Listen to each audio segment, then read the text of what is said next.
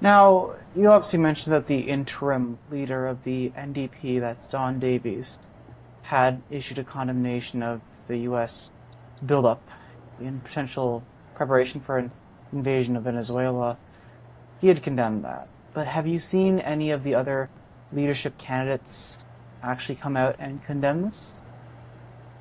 No, I have not seen the other leadership candidates make that statement equivalent to Don Davies' statement. Don Davies' statement was a big step forward. Still, problems with the statement, but a big step forward.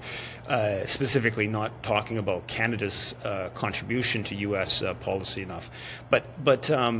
No, the other candidates, we put out an action email campaign back, I believe, in like mid-September, so over 2 months ago, on Venezuela, and there has been a real reluctance of the other leadership candidates, and I've raised that multiple times, so they're aware.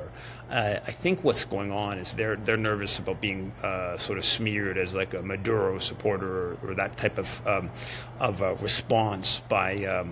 If they do put out a statement. So there is this hesitancy. Like I said, as a general rule, on domestic issues, they're willing to come out and they're willing to take a lot of what we're saying. But when it comes to foreign policy, much more reluctance, either just silence or to some extent even sort of support for the sort of NATO perspective, like we saw some of the responses. I didn't see all the details, but some of the responses to a recent Ukrainian-Canadian push about policy on Ukraine. It seems like I said, I didn't see all the specifics of the candidates, but I read some the commentary about it on Reddit. And they seem to mostly be not too far from kind of a NATO position on Ukraine.